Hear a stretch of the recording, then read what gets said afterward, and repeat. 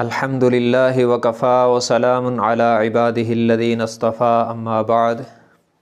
معزز سامعین و ناظرین، آج کی ویڈیو میں ہم آپ کی خدمت میں حضرت عثمان رضی اللہ تعالی عنہ کے کامل الحیاء والایمان ہونے کے متعلق چند باتیں عرض کر رہے ہیں۔ سامعین محترم، حضرت عثمان رضی اللہ تعالی عنہ وہ خوش نصیب انسان ہیں جن کو اللہ نے فطرتاً حیادار پیدا فرمایا۔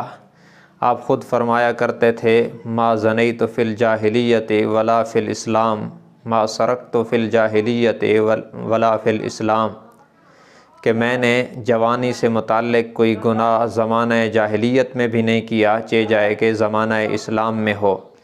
اسی طرح فرماتے تھے کہ میں نے زمانہ جاہلیت میں بھی کبھی چوری والے گھٹیا فعل کا ارتکاب نہیں کیا، چہ جائے کہ زمانہ اسلام میں ہو۔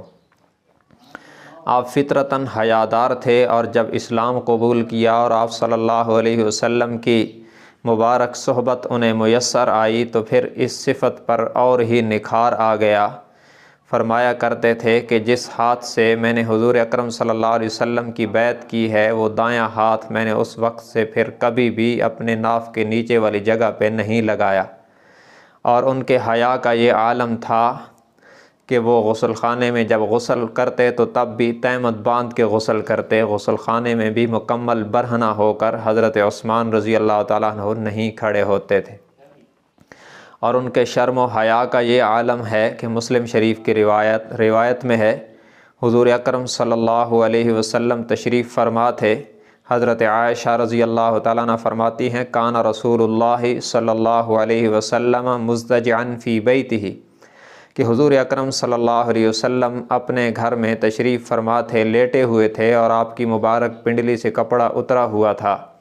حضرت ابو بکر صدیق رضی اللہ تعالیٰ عنہ حاضر ہوئے، انہوں نے اجازت طلب کی، آپ نے اجازت عطا فرمائی اور کپڑا درست نہیں فرمایا، اسی حال میں تشریف فرما رہے۔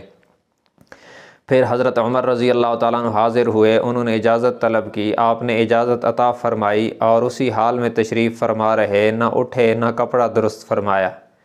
پھر حضرت عثمان رضی اللہ تعالیٰ عنہ حاضر ہوئے تو آپ نے پہلے اٹھ کے بیٹھے اور کپڑا درست فرمایا اور پھر اجازت عطا فرمائی۔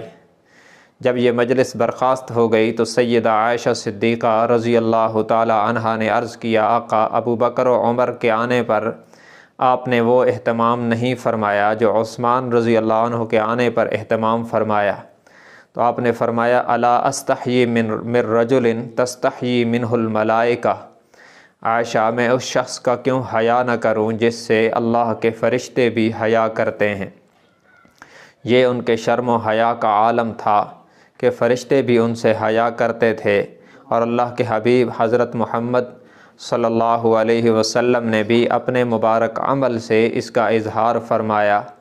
افسوس کہ آج بعض انسان نما حیوان ہیں جو حضرت عثمان رضی اللہ تعالیٰ عنہ کا حیا نہیں کرتے، انہیں گالیاں دیتے ہیں اور انہیں خائن تک کہتے ہیں، اور یہ تک لکھتے ہیں کہ حضرت عثمان اپنے منصب خلافت پہ آتے ہی اپنے دور خلافت میں ابو بکر و عمر والے معیار مطلوب سے ہٹ گئے تھے۔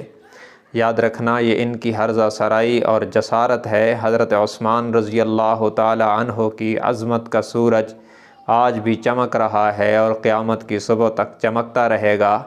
اس طرح کے لوگوں کی ہرزہ سرائیوں سے حضرت عثمان رضی اللہ تعالی عنہ کی بلند شان پر کوئی فرق نہیں آئے گا۔ اللہ تبارک و تعالی ان کے درجوں کو پہلے سے زیادہ بلند فرمائے۔ وآخر دعوانا ان الحمد للہ رب العالمین۔